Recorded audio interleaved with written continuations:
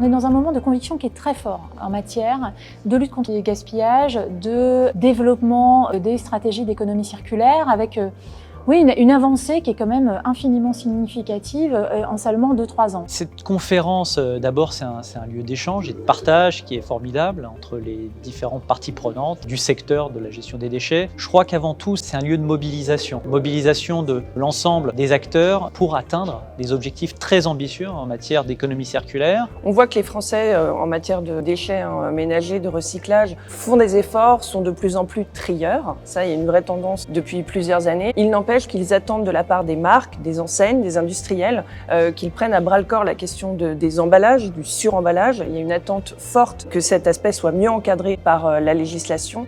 La volatilité des prix de l'énergie et des matières premières, elle a un impact indéniable sur le service public de gestion des déchets, notamment sur son coût. Mais ce qu'on craint le plus dans ce contexte, c'est des décisions qui pourraient être très inadaptées de la part du gouvernement. Je pense notamment à la concertation actuellement en cours sur la consigne. On a la présence de nombreux députés aujourd'hui, de sénateurs et de sénatrices également. La ministre était là ce matin. Cette 6e conférence a été importante parce qu'elle a réuni un grand nombre d'acteurs au même endroit ce matin à Paris, et ça permet déjà d'échanger directement sur les sujets proposés par l'organisateur, et puis aussi, j'allais dire en off, de rencontrer ces acteurs en dehors de cette réunion, d'échanger ce qu'on appelle les cartes de visite, et c'est important pour qu'on puisse être sollicités, nous, parlementaires, solliciter également ces acteurs, qu'ils soient institutionnels ou professionnels, et travailler sur les projets de loi que nous pourrons voter prochainement au Parlement. Ce que j'attends de la conférence des déchets ménagers, c'est que ce soit un rendez-vous essentiel, et ça l'est déjà, autour du SICTOM, qui est le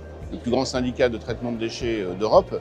On y retrouve l'ensemble des institutionnels, des entreprises, des donneurs d'ordre, des politiques actuelles qui traitent le sujet. Donc c'est un lieu d'échange et de réflexion important. Cette conférence nationale sur les déchets ménagers, elle est très utile. Chaque année, elle permet d'avoir des débats très apaisés. On n'est pas à l'Assemblée de façon agitée, avec des intervenants, je trouve, chaque année de très bonne qualité, chacun dans des segments très divers. Et ça permet d'aligner, on va dire, une sorte, pas de consensus, mais en tout cas de penser vers l'intérêt collectif dans la gestion des déchets. Et j'espère que cette conférence permettra de faire prendre conscience finalement à tous ces acteurs qu'ils ont intérêt à créer de la synergie entre eux et à travailler ensemble pour pousser dans le même sens et avoir une meilleure implication des acteurs locaux, je pense aux élus, qui ne sont pas très présents en réalité aujourd'hui, pour que le citoyen se sente impliqué, puisqu'en réalité le meilleur déchet qu'on peut avoir, c'est celui qu'on ne produit pas.